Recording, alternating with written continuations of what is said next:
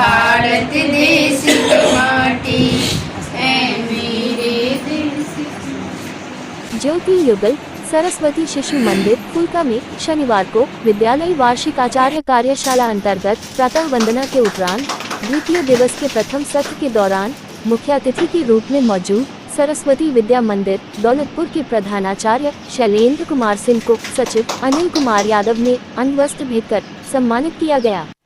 इस दौरान आगंतुक अतिथि ने विद्यालय वार्षिक आचार्य कार्यशाला के महत्व पर प्रकाश डालते हुए विभिन्न शिक्षण प्रणाली पर विस्तार पूर्वक चर्चा की।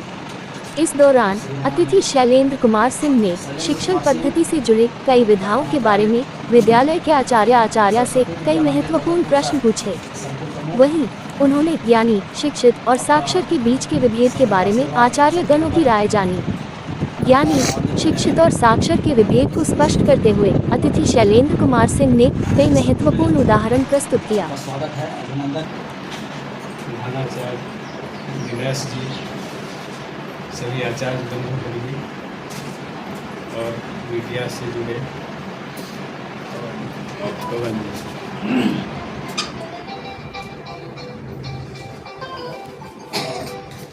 कल से ही आपके यहाँ त्रिदिवसीय आचार्य कार्यशाला आरंभ हुआ है। खुशी की बात है।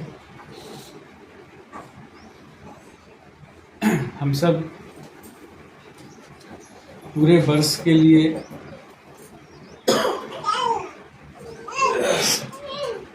योजना तैयार करते हैं।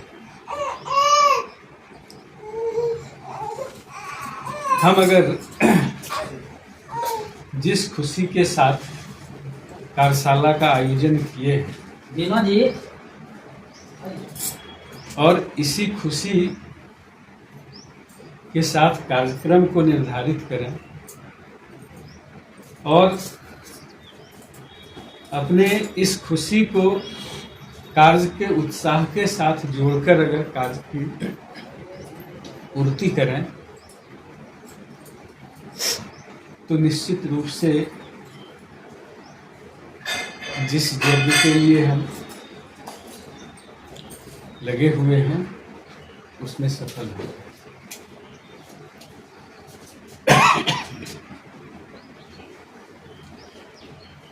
कल कितना सत्र हुआ था? तो कौन कौन सा हुआ था सत्र?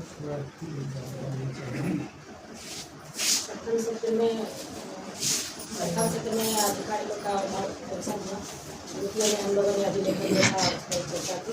तीसरे में शिक्षण पर कार्य किए। फिर चौथे में काम के आचार्य भारती का गठन।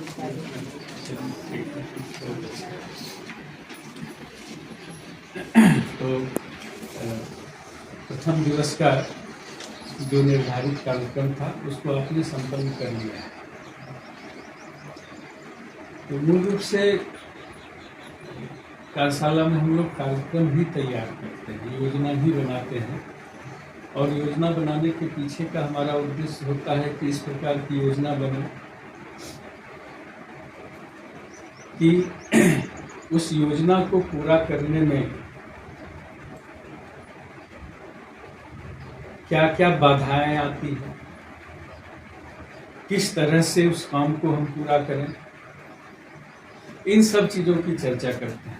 उस कार्यक्रम को करने में किनका हमें सहयोग मिल सकता है, समाज के कौन से ऐसे एक्सपर्ट लोग हैं उस कार्य के लिए, उनको हम जोड़ने का प्रयास करते हैं। तो जब भी हम योजना बनाएं, कल बनाए भी होंगे, तो उन चीज़ों को आप ध्यान में रख कर के योजना बनाएं कि सभी अनुभवी लोग हैं, एक लंबा अनुभव है हर एक कार्य को करने का, तो आपको सब कुछ पता है कि किस प्रकार भैया बहन की भूमिका रहती है। अभिभावक को बुलाते हैं किसी काम के लिए तो वहाँ उनका कैसा सहयोगात्मक और फिर प्रतिक्रियावादी भूमिका कहाँ पर होती है। तो इन चीज़ों को मैनेज करके ही योजना बनाना, तब हमें कार्य सिद्धि में कोई कठिनाई नहीं है। आज सुबह दिनेश जी फ़ोन किए थे तो उनसे पूछे थे इस संबंध में कि क्या, तो बताया कि प्रथम दिवस का हो गया उनके कि कुछ उनको बोलना भी है या फिर ऐसे जाना है देखना, तो नहीं कुछ आपको जो मन में आए कोई ऐसा विषय वगैरह नहीं कि ठीक है, तो जनरल चर्चा ऐसे ही हम लोग कर रहे हैं। हम लोग चूँकि शिक्षा क्षेत्र से जुड़े हुए हैं, तो सबसे पहला जब शिक्षा की बात आती है तो एक प्रश्न उठता है कि आखिर शिक्षा है क्या। इस पर सब लोग जान रहे हैं, सही है। और शिक्षा का जो प्रभाव होता है, अगर एक व्यक्ति को देखा जाए जो अगर शिक्षा ग्रहण कर लिया तो उसको हम कहते हैं शिक्षित। लेकिन हम लोग ऐसे ही चर्चा कर रहे हैं, कोई भाषण और बौद्धिक की बात नहीं है। लेकिन अब है कि अगर शिक्षित है तो हम, ठीक है पढ़ा लिखा है सब है, तो हम किस व्यक्ति को शिक्षित कहेंगे? अपना अपना विचार ऐसे ही कहेंगे कि हम किसको कहेंगे कि ये शिक्षित। जो मन में आए वही बोलिए, इसमें कोई गलत सही नहीं, जो भी बोलेंगे सब सही होगा।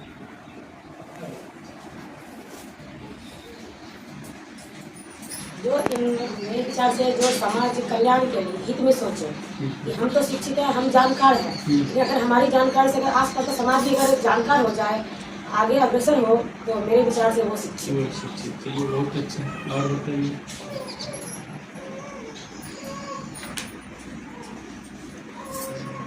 शिक्षित का मतलब ये है कि सिर्फ शिक्षा को ही ग्रहण करने का नहीं, शिक्षा को ग्रहण तो कर लेते हैं, उसमें आचरण भी होनी चाहिए, बड़ों का आदर भी होनी चाहिए। ये एक पहचान होती है कि हाँ ये शिक्षित लोग होते हैं। शिक्षा का मूल उद्देश्य होना चाहिए सर कि दूसरों को भी हम शिक्षित करें। जो भी परिवेश चल रहा है, बहुत कम लोग हैं जो शिक्षा पर विशेष ध्यान दे रहे हैं। और बताइए, आप लोग भी बोलिए, कुछ न कुछ तो बात आएगी।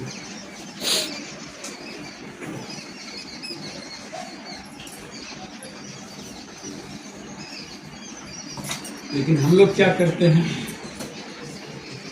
या जो हमारा एजुकेशन सिस्टम है वो क्या करता है, किसको आप प्रोत्साहित करते हैं विद्यालय में, किस बच्चे को? पुरस्कृत करते हैं। हाँ किस बच्चे को पुरस्कृत करते हैं? हाँ, जो वैसे बच्चे को जो कि अव्वल नंबर में रहते हैं या सबसे आगे रहते हैं। सबसे आगे इसकी तो कोई चर्चा ही नहीं की। कहाँ पे है कि जो सबसे ज़्यादा विद्वान पढ़ा लिखा हो, PhD होल्डर हो। अगर हम सर जो बच्चे जो कमजोर होते हैं, जैसे कि जो बच्चे जो इसको शिक्षित कर देते हैं, इसको हम पुरस्कृत कर देते हैं कि चलो भाई तुम आगे गए हो, तुमको पुरस्कृत कर देते हैं। ये कुछ बच्चे ऐसे होते हैं जो कि कमजोर होते हैं, अगर हम उसको पुरस्कृत कर दें सर, तो उनके मन में भी लगेगा कि वो तेज है, उसको पुरस्कृत हम भी तेज बन जाएंगे, तो हमको आज मिला फिर और मिलेगा। हम लोग ये भी सोच के काम भी करते हैं कि सबको पुरस्कृत कर देते हैं। ठीक है, आप करते हैं, अच्छा सोच है। लेकिन आमतौर पर यही कहते हैं कि आप भी कहते हैं नहीं मेरा बेटा सबसे अच्छा पढ़ है, भाई कैसे है अच्छा, तो कॉलेज में टॉपर, यूनिवर्सिटी टॉपर है, वो प्राइज मिला, वो मिला। लेकिन जब शिक्षित कौन है ऐसा प्रश्न उठता है तो कोई नहीं बताए इस बात को 100% नंबर लाने वाले उसको ही शिक्षित करेंगे। ठीक है, अब एक प्रसंग मेरे ध्यान में आया, ये ब्रिटिश पीरियड की घटना है। उस समय हैदराबाद स्टेट, हैदराबाद डिस्ट्रिक्ट भी था, तो हैदराबाद डिस्ट्रिक्ट एक अंग्रेज DM हुआ करते थे, नाम तो ध्यान में नहीं है, और वहीं एक जमींदार थे। तो दोनों में काफ़ी मित्रता थी, हम लोग थे, दोनों में काफ़ी मित्रता थी। एक बार ऐसे बातचीत में DM ने प्रश्न किया उस जमींदार ने कि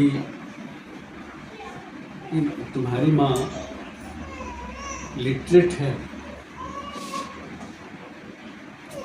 उस जमींदार ने कहा कि नहीं, मेरी माँ लिटरेट नहीं है, साक्षर नहीं है। लिटरेट मतलब साक्षर, साक्षर नहीं है, लेकिन वह एजुकेटेड है। वो शिक्षित है। बिल्कुल बात नहीं, जब इतना पढ़ना नहीं है, सिग्नेचर भी नहीं कर सकती है और उसको शिक्षित था कि क्यों कैसे तुम कर रहे हो। उसने बताया कि मेरी माँ प्रतिदिन सवेरे जगती है, अपने नित्य कार्य को पूरा करने के बाद पूरे गांव का भ्रमण करती है, हर एक घर जाती है, सबके सुख दुख की चिंता करती है।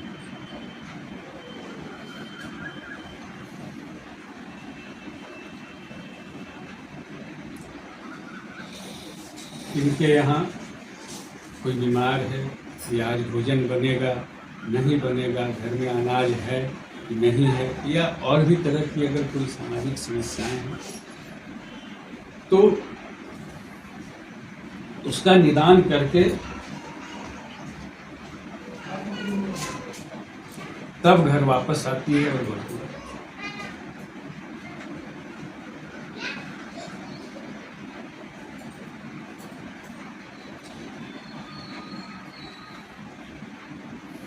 तो अब फिर एक प्रश्न यही आ रहा है, और यहाँ पर देखिए कि जो हमारा एजुकेशन सिस्टम है,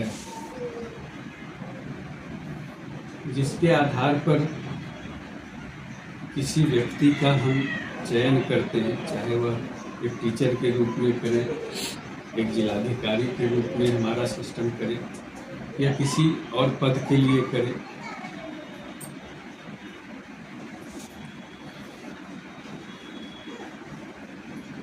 तो होना क्या चाहिए इसमें?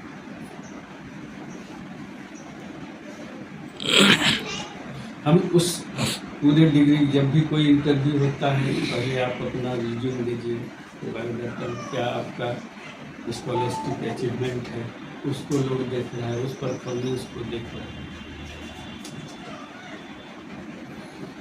और इस घटना से हम अगर देखें तो स्पष्ट रोल दिख रहा है कि क्या होना चाहिए समाज में, एक पढ़े लिखे लोगों की क्या भूमिका होनी चाहिए। और उस आधार पर अगर हम देखें तो हम शिक्षित किसको कहेंगे? ठीक है, वो तो उसकी माँ थी, उसने कह दिया, लेकिन ये शिक्षित है नहीं है, लेकिन आपके दृष्टि से क्या होना चाहिए, अब आप बताइए।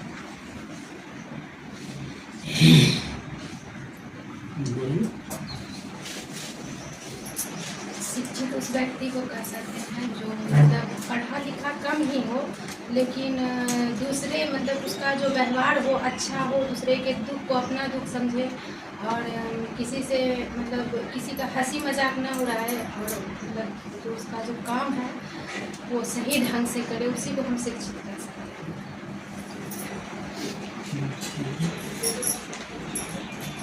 एक शिक्षित होता है सर, और एक जैसे क्वालिफिकेशन हम इतना हासिल किए, डिग्री हासिल किए, वो दोनों अलग चीज़ है।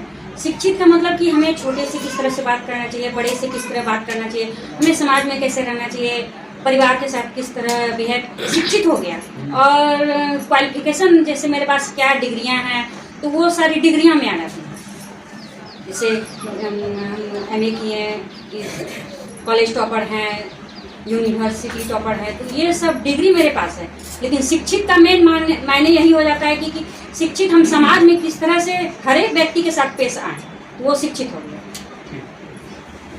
लेकिन हम उस व्यक्ति को शिक्षित कहते हैं क्या?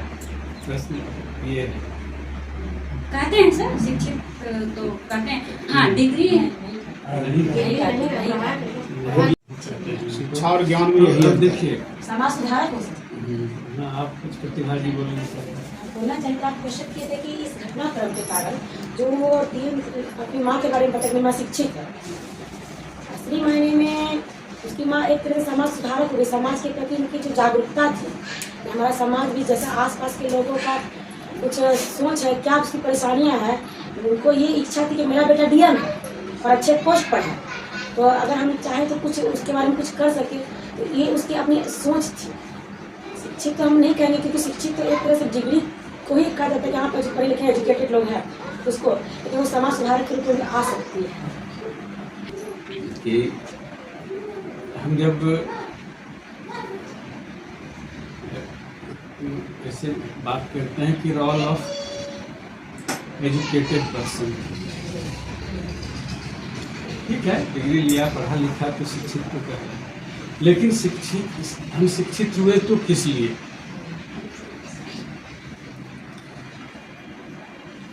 नौकरी प्राप्त करने के लिए।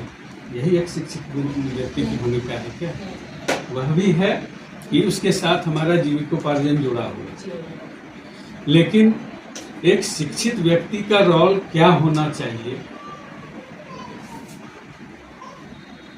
अगर उसको देखें तो फिर वहाँ आप ओसामा बिन लादेन का नाम सुने, काफ़ी इंटेलिजेंट इंजीनियर थे, साइंटिस्ट थे, सब कुछ थे, लेकिन समाज को उन्होंने क्या दिया? मानवता के लिए उन्होंने क्या किया?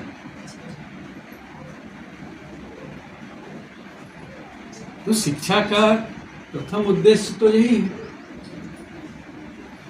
कि हम जो कुछ प्राप्त किए हैं, माँ पिताजी ने जन्म दिया, इस समाज ने पाला पोसा बढ़ा, ऐसा नहीं है कि हम कह दें कि माँ पिताजी के पैसे के बल पर ही हमसे, ऐसा नहीं है। आज हम बिजली में अभी पंखा, गर्मी लग रही है, आप पंखे में बैठे हुए हैं। अगर ऐसा नहीं रहता, समाज का इस प्रकार का जो एकात्म प्रयास जिसको कहते हैं, अगर वो चीज़ नहीं होता, नहीं हम बिजली लाएंगे, किसान कहता कि हम अन्न उत्पादन करेंगे, सिर्फ हम ही खाएंगे, नहीं देंगे। आपके पास कितना पैसा है, आप अन्न नहीं, आप भोजन, भूख की तृप्ति आपको नहीं।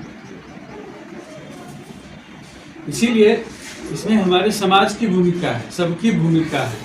और जिस स्थिति में आज हम हैं, पहले कुछ और, पहले लोग जंगल में रहते थे, लेकिन हमारे पूर्वजों ने जहाँ तक पढ़ाकर हमको दिया है, हम इससे आगे क्या करें? यानी जो सोशल प्रॉब्लम सभी का है, उसको हम दूर करके और फिर आगे के लिए और अच्छा क्या कर सकते हैं, यही हमारा रोल होना चाहिए।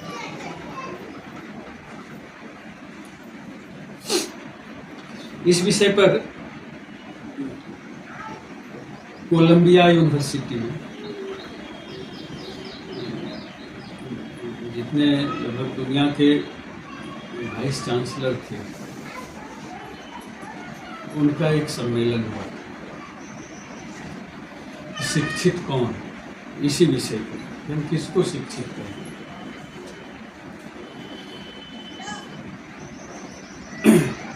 तो इस पर 2-3 बातें आई, विषय तो बहुत चर्चा हुआ, लेकिन जो फाइनली वहाँ के वाइस चांसलर थे ग्रेसन कर्क,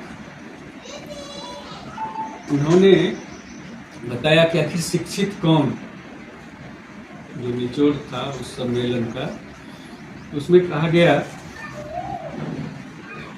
कि क्या वह जो कुछ बोलता या लिखता है, एक व्यक्ति के बारे में, वह जो कुछ बोलता या लिखता है लगाव लपेट रहित स्पष्ट रहता है। कहने का यह अर्थ है कि बिल्कुल स्पष्टवादी, जो सही है हम उसको ही बोलें। कोई नहीं कहता है कि ये धुरफंदी या अपने लाभ के लिए, इसीलिए उसके पक्ष में, इसके कुछ नहीं, बिल्कुल निष्पक्ष भाव से। और ऐसे हम कह दें कि सबसे पहले अगर शिक्षित व्यक्ति में गिनती आती है समाज में, तो वह गुरु या टीचर ही। तो हम लोग थोड़ा सा अपने रोल को भी इसमें निर्धारित करके देखेंगे कि हम शिक्षित हैं, तो बच्चों के प्रति, स्कूल के प्रति, समाज के प्रति हमारी भूमिका। तो सबसे पहला कि बिल्कुल ही स्पष्टवादी होना चाहिए। दूसरा कि उसने जो कुछ पढ़ा उससे उसमें कुछ आदर्श या आस्थाएं उतरी या नहीं, यानी जो कुछ भी पढ़ा उससे उसके अंदर वो आदर्श आया कि नहीं, शिक्षा का प्रभाव पड़ा कि नहीं। जैसे मान लीजिए कहा जाता है कि झूठ नहीं बोलना चाहिए, इसको हम पढ़ लिए, प्रश्न में आया परीक्षा में कि कैसा बोलना चाहिए, लिख दिए सत्य बोलना चाहिए। 5 अंक है तो 5 अंक मिलेगा, 2 अंक 100 में 100 सही उत्तर है। अंक तो हमको मिल गया, याद कर लिए, लेकिन है कि जो अच्छाई, जो चीजें हमें सिखाया गया, बताया गया, उससे हमारे अंदर कोई आदर्श उतरा या नहीं उतरा।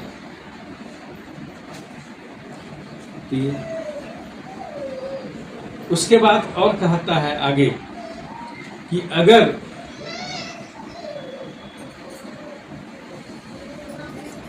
उसके अंदर ये आस्थाएं आई तो उसमें इतना साहस है कि वह बुरे समाज से लड़ सके। यानी जिस मनुष्य तो समाज में ही रहता है कि वहां अगर कोई बुरा कर रहा है, गलत कर रहा है, तो उसके विरोध में वह खड़ा हो सकता है या नहीं खड़ा होता है, तभी ना हम कहेंगे कि ये शिक्षित है। हमको जो कुछ सिखाया गया उसका हम अनुप्रयोग करें। पंचपदी में भी तो ही प्रयोग प्रसार क्या है, यही प्रयोग है। तो हम उसके विरोध में खड़ा हो सकते हैं या नहीं हो सकते हैं, ये शिक्षित व्यक्ति का रोल होना चाहिए। ये दूसरा। तीसरा कि समाज सुधार की प्रक्रिया में क्या वह इस तरह की ईमानदारी, सद्भाव और सहिष्णुता व्यक्त कर सकता है जैसा माँ अपने बेटा के लिए। जब इस सोशल चेंज की बात की, ये परिवर्तनशील है, ये दुनिया जो है, समय है, ये सब परिवर्तनशील है। अगर परिवर्तनशील नहीं रहता तो हम जहाँ थे, हमारे पूर्वज जहाँ थे वहीं हम रह जाते। शुरू में ही हम कहे कि अच्छा के लिए हम भावी पीढ़ी का हम निर्माण करने जा रहे हैं। एक शांतिपूर्ण और सुखमय समाज का निर्माण जब हम करेंगे तो परिवर्तन लाजमी है। तो उस अच्छे परिवर्तन के लिए ईमानदारी से वो प्रयास करता है क्या? कैसा प्रयास? जैसा एक माँ अपने बेटे के लिए। एक माँ अपने बेटे को कभी नहीं चाहती है कि ये गलत हो जाए।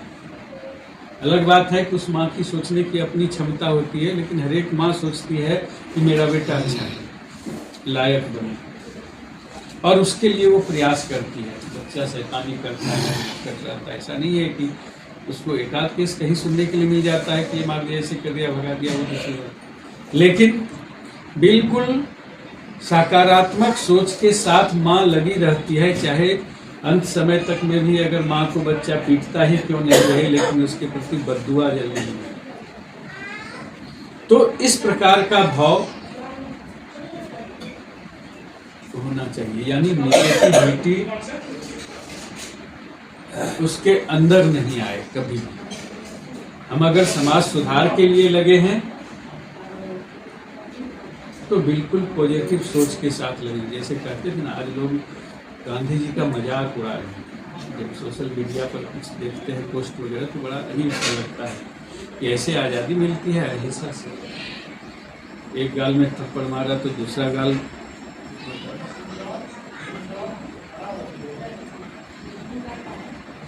तो लेकिन यहाँ पर किसको लौटा दो? जिस देश के उत्थान की बात कर रहे हैं, जिस लोग को, जिसकी मानसिकता गुलाम हो गई थी, गुलाम रहने का जो भारतीय आदी हो गया था, उसके परिवर्तन के लिए गांधी जी ने खड़ा होकर ऐसा किया। क्या था उनके पास? तो न कोई शस्त्र था, न कोई वो प्रशासक थे, न कोई अपनी फौज थी,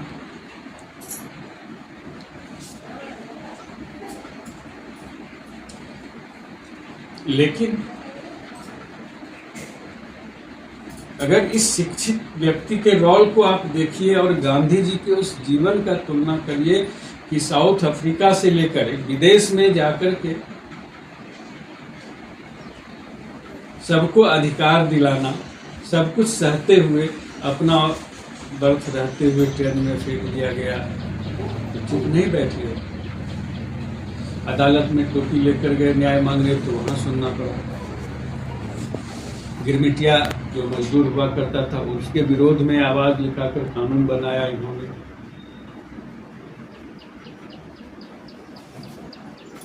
तो आप सोच सकते हैं कि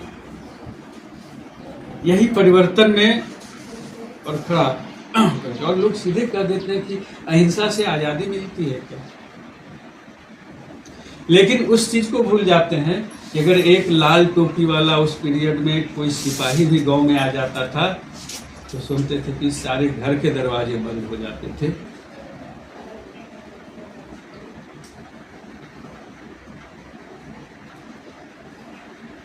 और उस व्यक्ति को अस्त्र शस्त्र से सामने नहीं लाया जा सकता, उसके अंदर आत्मविश्वास पैदा करना,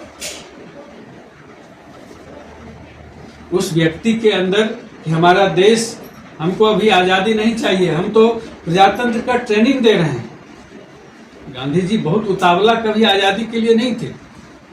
जितना भी आंदोलन किए, अगर 1942 का आंदोलन छोड़ दें, सभी लोग इतिहास पढ़ेंगे, उसको छोड़कर अगर किसी भी आंदोलन को आप देखिए तो उन्होंने आजादी के लिए नहीं किया, बल्कि भारतीय अपने को सोचे कि मैं भारतीय हूँ, मेरे अंदर शक्ति है, मेरे अंदर अपने देश के प्रति स्वाभिमान है, हम एकजुट हैं।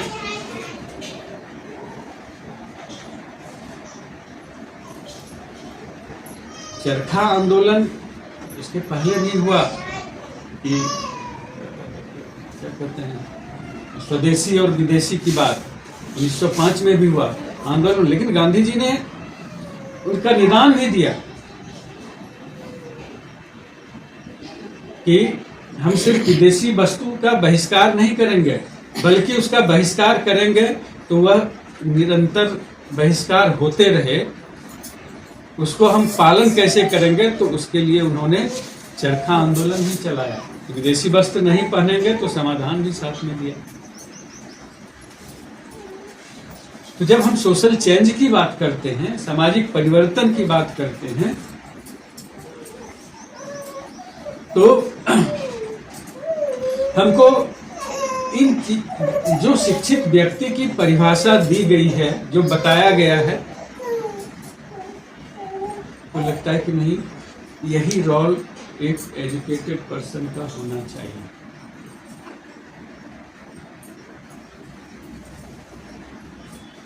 और अंतिम है कि कठिन से कठिन परिस्थिति में भी वह आशावादी बना रहे, चाहे परिस्थिति किसी प्रकार की आ जाए। इसलिए कहता है ना कि अगर हम सत्य के व्रत का पालन कर रहे हैं, गांधी जी भी कहते हैं सत्याग्रह आंदोलन करना, हम अगर सत्य के व्रत का पालन कर रहे हैं तो चाहे लाख लाठी मारो या मेरा जान ले लो, हम अपने पद से विचलित नहीं। यानी कभी भी किसी भी परिस्थिति में हम अपने लक्ष्य के प्रति निराश नहीं होंगे, हम सतत आशावादी बनकर। युधिष्ठिर यानी युद्ध में जो स्थिर रहे, उस परिस्थिति जहाँ की सबसे ज्यादा विचलन की, क्या होगा, मर जाएंगे, हार होगा, जीत होगा, मेरी सेना मर गई, क्या होगा, किसी को कुछ पता नहीं। लेकिन वहां पर भी धैर्य उनका बना रहे। यही शिक्षित व्यक्ति का ये 4 गुण जो है उस सम्मेलन में निचोड़ के रूप में हमारे सामने। लेकिन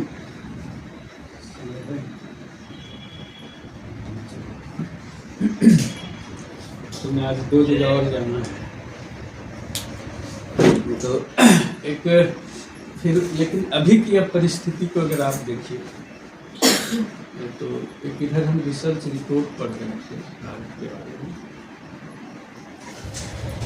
तो उसमें आया था कि यहाँ के लोगों की जो आज भूमिका है वो बदलते जा रहे हैं। शिक्षित लोगों की संख्या बढ़ी है, इसमें दो मत नहीं है। पहले काफ़ी कम थी, 7% लोग शिक्षित थे जब आज़ादी मिली थी। आज 70% 70% लोग शिक्षित थे। लेकिन एक शब्द का जो वहाँ पर प्रयोग किया गया था उसमें वो था कि कैसे लोग आज दिख रहे हैं, वह है संदिग्ध निष्ठावान लोग।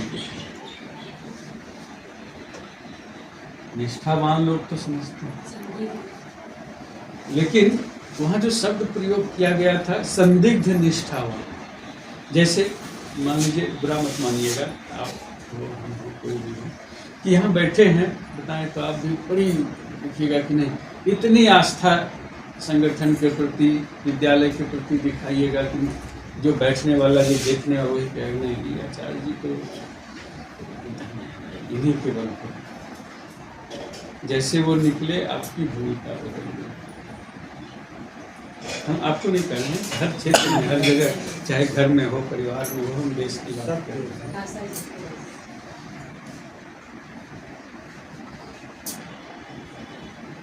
तो यह जो दोहरा चरित्र आज विकसित हो रहा है,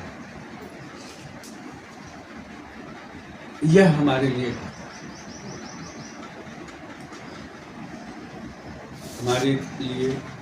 हमारे आने वाले पीढ़ी के लिए, इस समाज और देश के लिए।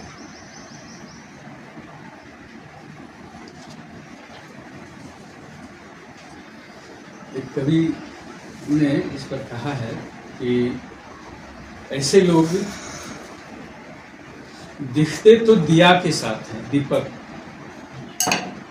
लेकिन वास्तव में होता वो हवा के साथ है। यानी हवा क्या करता है, दीपक को बुझा देता है।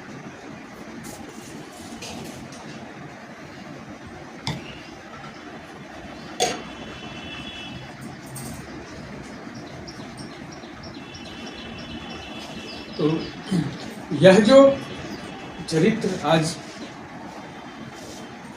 विकसित हो रहा है, यह हमारे देश के लिए है। एक हास्य कवि बिहार के ही हैं, उन्होंने भी एक कमेंट इस पर किया है। उन्होंने कहा कि सत्यम क्षिपम सुंदरम, कि सत्य को छिपाने से सुंदर बनता है।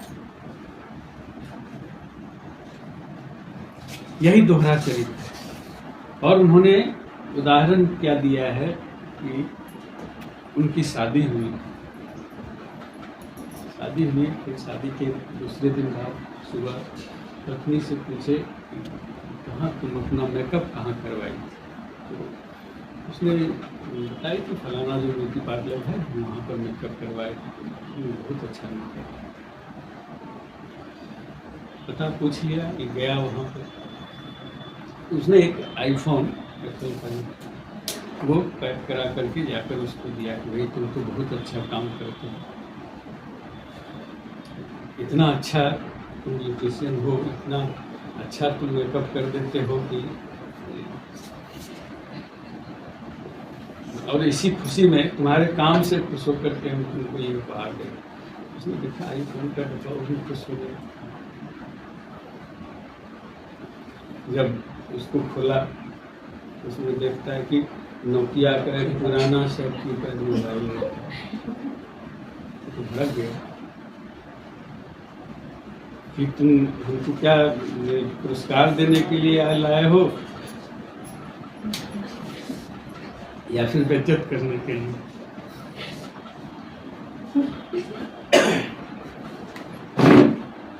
सोचा कि तुम वही तो तुम सबके साथ कर रहे हो, मेरे साथ भी तो वही हुआ, इसलिए मैं तुमको इसमें फिर बेइज्जती की बात कहाँ है।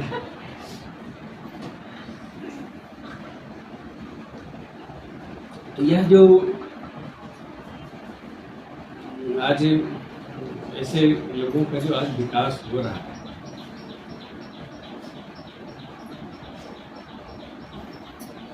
ये घातक है। भले हमको लगता है कि उस समय के लिए इससे लाभ मिल गया, लेकिन भविष्य की दृष्टि से देखें तो किसी भी दृष्टि से ऐसा हित नहीं। तो कहा जाता है कि जो शिक्षक हैं, बच्चे हैं, भैया बहन, इन दोनों का रिलेशन कैसा होना चाहिए।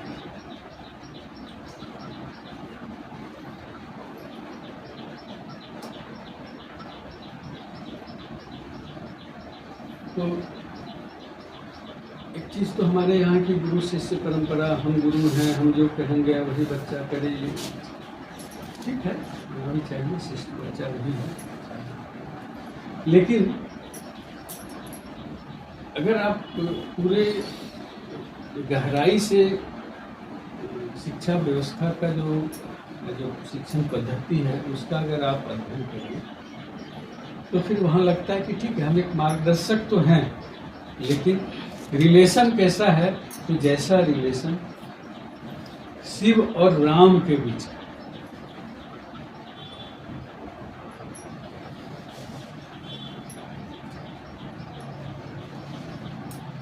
क्या रिश्ता था दोनों में, बताइए। राम और शिव के बीच क्या रिश्ता था? दोनों ही एक दूसरे के भक्त, दोनों एक दूसरे के आराध्य थे।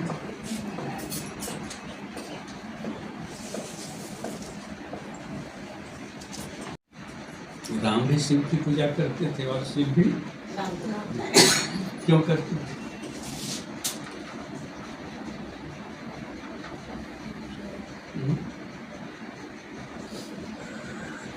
क्यों करते थे बताइए? मतलब दोनों के बिना, दोनों का धरती पे उतना ही सामान्य जरूरत है, इसीलिए एक दूसरे को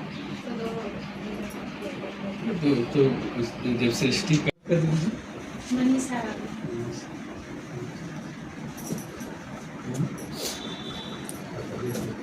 है क्या,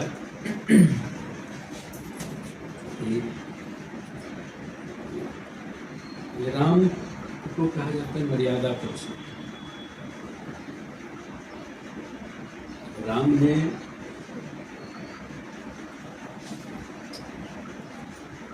कभी भी मर्यादा का उल्लंघन नहीं किया, लेकिन शिव ने तांडव किया,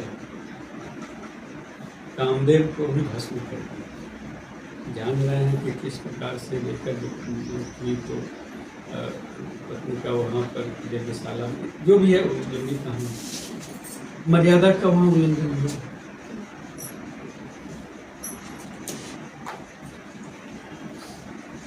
अब सोच लीजिए, एक तरफ पूरे अयोध्या में दीप से सजी हुई युवराज राम है, गद्दी पर बैठना शुरू,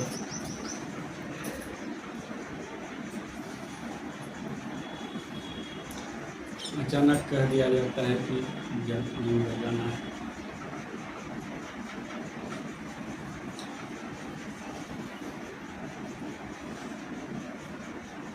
एक बार भी विचार नहीं आया कि हम इसके विरोध में हम भरत को बुलाएं, उससे राय लें, या फिर किसी और राजा अपने विरोध में सेना तैयार करें। कुछ नहीं, कुछ नहीं।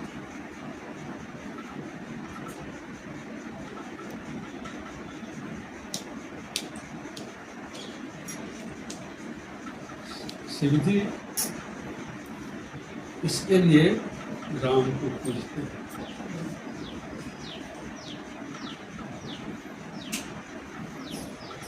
अब दूसरे तरफ उल्टा के देखिए, राम जो सबसे वैभवशाली स्टेट उस समय का अयोध्या था, वहां का युवराज था।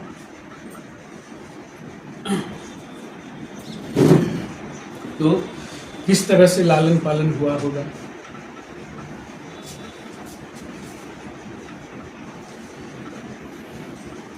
बलकर धारण किए, नंगे पांव चले गए।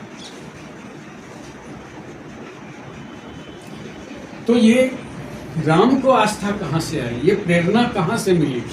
राम को उसी शिव से प्रेरणा मिली जो पूरे सृष्टि के संहारक हैं, इतने शक्तिशाली हैं, श्मशान में रहते हैं, हर एक जीव उनका साथी है।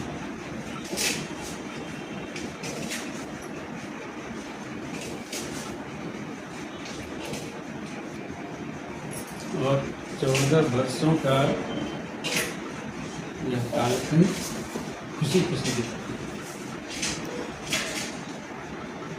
एक शिक्षित व्यक्ति के रोल का निर्वाह करते हुए न तो माँ को कोसा, न पिता को कोसा, न किसी राजा से मदद मांगा, जिस परिस्थिति में था उसी परिस्थिति में उन्होंने उन्हीं लोगों की सहायता से अन्याय के विरुद्ध संघर्ष किया। तो यह जो त्याग का भाव है, कि जिस तरह से शिव श्मशान में भी रहते हैं, वैसे ही है।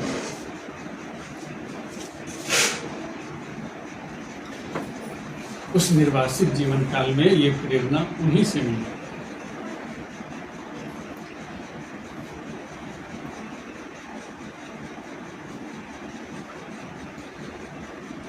इसीलिए दोनों एक दूसरे के आराध। आप अगर कभी आपके मन में ये भाव आ जाए कि मैं बहुत शिक्षित हूं और मैं बहुत अच्छा शिक्षक नहीं, आपको आपके शिक्षक ने, जिसने पढ़ाया है, उसने आपको अच्छा शिक्षक नहीं बनाया। आप अगर अच्छे शिक्षक हैं, बने हैं या बनने के श्रेणी में हैं, या जो कुछ भी हैं, वो अपने छात्र के कारण है। उसी से आप प्रतिदिन सीख रहे हैं। अब डिपेंड आपके ऊपर करता है, आप हमको अलग नहीं करिएगा, हम एक शिक्षक हैं कि हम किस तरह से उस बच्चे के एक एक भावना को, एक एक नीड को हम समझ करके कैसे फुलफिल करते हैं, और उसके लिए हम क्या नए तकनीक का प्रयोग करके उसको सिखलाते हैं। तो चूंकि वही हमारा मॉडल है, उसी के कारण हम अपना प्रयास करके सीख रहे हैं, इसलिए वह मेरा आराध्य है। उस बच्चे का जो जीवन आज विकसित हो रहा है, प्रस्फुटित हो रहा है, वो मेरे कारण हो रहा है। और हमारा भी जो जीवन या हमारा भी नाम, आप आज हम चाणक्य की बात करते हैं, किसके कारण? शिष्य के कारण।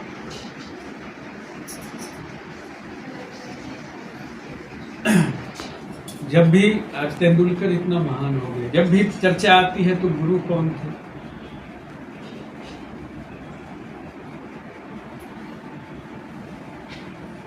इसलिए दोनों ही एक दूसरे का आराधन है। इसमें किसी प्रकार का कोई समस्या नहीं होना चाहिए।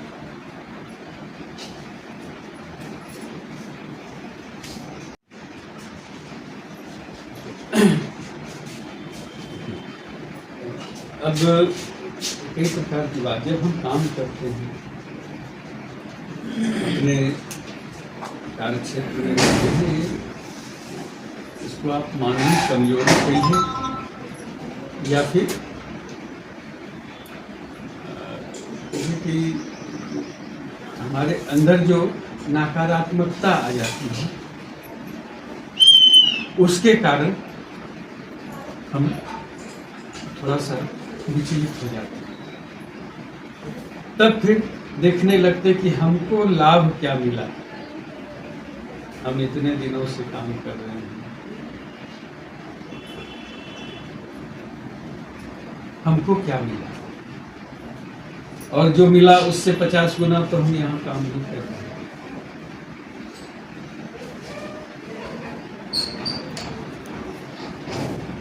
यही हमारी सबसे बड़ी कमजोरी हो जाती है, और जहाँ हम पिछड़ जाते हैं, अपने जीवन में भी पिछड़ जाते हैं और संगठन को भी जो लाभ मिलना चाहिए वो नहीं मिलता।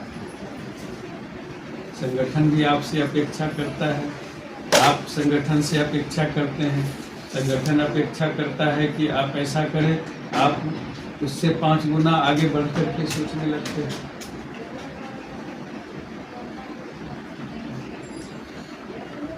लेकिन सबसे बड़ी बात है कि आपके सामने भी अगर भोजन रखा हुआ रहेगा और आप बैठे रहिएगा भूखे, तो बैठे ही रहेंगे आप। मतलब ये नहीं, हमको अलग करके नहीं कहिए, सोचिए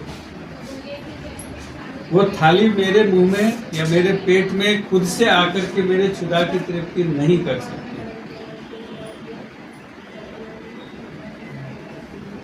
उसके लिए हमको पॉजिटिव ही बनना होगा, उस धैर्य के साथ, जिस धैर्य की वो जो हम शिक्षित किसको कहेंगे,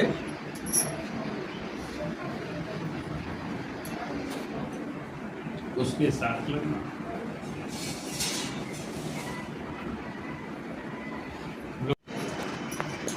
दुनिया के सबसे अमीर लोग हैं, एलन मस्क पहला व्यक्ति जो सबसे धनी, और बिल्कुल गरीब थे, मजदूरी करते थे, बहुत कुछ दुख भी झेला पूरे जीवन में, और सोच सकते हैं कि पहला धनी व्यक्ति। एक बार उनसे एक पत्रकार ने पूछा कि आप इतना जल्दी कैसे किसी काम को पूरा कर लेते हैं? उन्होंने कहा कि हमारी अपनी टीम है, जो मैनेजिंग कमेटी है, उनसे हम 10 वर्ष का डेवलपमेंट का प्लान तैयार कर रहे हैं कि 10 वर्ष में हमको क्या क्या, जैसे अभी ये कार्य योजना बना रहे हैं, वार्षिक कार्य योजना है, वार्षिक आचार। तो उन्होंने कहा कि हम 10 वर्ष का प्लान करते हैं।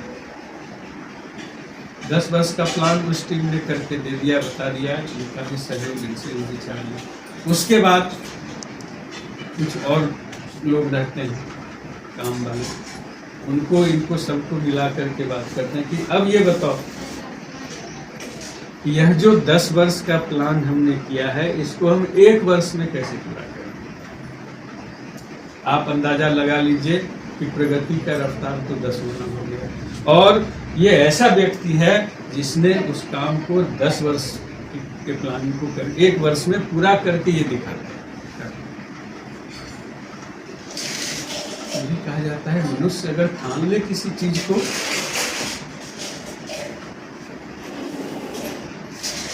वो पूरा हो, उसके अंदर जज्बा होना चाहिए। आप सोच सकते हैं कि एक व्यक्ति और इतना बड़ा देश, नासा जैसा सेंटर, स्पेस सेंटर, दुनिया का सबसे समृद्ध सेंटर, कोई भी हम लोग सुनते हैं ऐसे, मेरा भेजना वहाँ गया है नासा में IIT करके, तो वो बताता है कि जितना भी IITian है एरोनॉटिकल वाला, वो सबका होता है कि एक बार जॉब करना तो अलग बात है, मिल जाए, ये रहता है उसका सपना कि हम एक बार कम से कम वहाँ जाके देख लें आखिर उस स्पेस सेंटर को किस रूप में डेवलप किया गया है। यही बहुत बड़ी बात, वही उसका सपना होता है। अब सोच सकते हैं कि नासा ने भी ये कल्पना कभी नहीं की होगी रिफ्यूलिंग की। रिफ्यूलिंग मतलब जैसे सैटेलाइट आप छोड़ते हैं रॉकेट के द्वारा, तो रॉकेट नष्ट हो गया, खत्म हो गया, फिर से दोबारा अगर छोड़ना है तो फिर दूसरे हम रॉकेट का ही उपयोग करते हैं, काफ़ी खर्चीला है। एलन मस्क के अंदर ये विचार आ है कि इस खर्च को कैसे कम करें, कि ऐसा रॉकेट क्यों नहीं बनाया जाए कि उसी को बार बार रिफ्यूल कर लिया जाए, उसी में ईंधन डाल दिया जाए। जो जो एरोनॉटिकल साइंटिस्ट से थे पूरे दुनिया के, सबको इन्होंने अपने स्पाइस एक्स करके इनका अपना वो कंपनी जहाँ स्पेस वाला काम रिसर्च करते हैं, बुलाया कि हम इस प्रकार का सोच रहे हैं और ऐसा करिए। सारे साइंटिस्ट ने मीटिंग के बाद कहा कि ये तो बिल्कुल असंभव है और ऐसा नहीं हो सकता है। उसके बाद जब इनका कंक्लूजन आया तो इन्होंने सबको कहा कि बुरा मत मानिएगा, आप साइंस के हैं, लेकिन मुझे कहने में तकलीफ हो रहा है कि साइंस के डिक्शनरी में असंभव शब्द नहीं होता है। अगर ये विचार आया तो कैसे होगा, इस पर सोचते और इस पर काम करते तो फिर हो जाता। और बैठक समाप्त हुई, 1 साल के अंदर इन्होंने दिखा दिया इस काम को करना।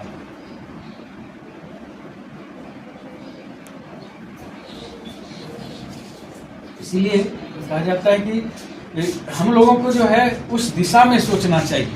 कोई बच्चा काफी शैतान है, नटखट है, हम सोच ले नहीं ये तो पढ़ ही नहीं सकता है, सुधर ही नहीं सकता है। हमको बिल्कुल सकारात्मक रूप से उसके साथ रहें कि कैसे सुधारो, क्या आखिर है, कहाँ पर है, हम हैं किस, हमारा विद्यालय पिछड़ा है तो क्यों पिछड़ा है, क्या इसके लिए प्लानिंग हो सकता है, हम क्या कर सकते हैं। हम विद्यालय में आते हैं, 8 घंटा आप रहिए, खुशी से रहिए, तो भी 8 घंटा रहना है, 2 घंटा रहिए, चाहे 2 घंटा रहिए, जितना भी समय तो आप उतना ही दे रहे हैं, लेकिन उस समय का सही उपयोग करके देखिए, आपके हृदय में आपको जो आत्मसंतोष मिलेगा वो किसी चीज से वह खुशी नहीं मिल सकती है। कभी आप देखिएगा ऐसा करके, और रोज अगर आपके जीवन में ऐसा आ जाए तो आपके जीवन में परिवर्तन आ जाएगा। इसलिए जैसे एलन मस्क की बात हम की तो ये कोई दिखावटी चीज नहीं है या कहने की बात नहीं है। उन्होंने इस चीज को जो सोचते हैं उसको करके दिखा दिया। उसी पर एक पत्रकार का फिर आया था इंटरव्यू, पूरा जीवनी जब पढ़े तो उनसे पूछा गया कि आप इस तरह से कर रहे हैं, आप मरिएगा। सिकंदर ने भी तो वही किया, वो भी तो मरा तो चला गया, क्या लेकर के गया। एलन मस्क ने उस पत्रकार को जवाब दिया, तुम्हारा ये प्रश्न ही गलत है, तुमको यह पूछना चाहिए कि इस जीवन में आप इस दुनिया को क्या देकर जा रहे हैं। आप लेकर, हम ले करके जाने के लिए नहीं आए। हर एक व्यक्ति का ये रोल होता है कि हम इस धरती को, इस संसार को देखें। तो हम सब भी इसी काम के लिए हैं। बहुत अच्छा काम हम सबके जिम्मे मिला है। सबसे पुण्य का काम यही होता है। कैनवास भी हमारे पास है, जो 3 साल का बच्चा आता है उसका मानस पटल कैनवास के समान है, रुचि हमारे हाथ में है। उस पर हम सारा कुछ अल्फ़ाबेट सिखाते हैं, डिजिट सिखाते हैं, संस्कार की बात सिखाते हैं, सारा कुछ सिखाते हैं। हम जैसा चाहते हैं वैसा बच्चा बनता है। लेकिन उस भाव से जिसकी चर्चा अभी लगभग 1 घंटा से भी अगर लगे,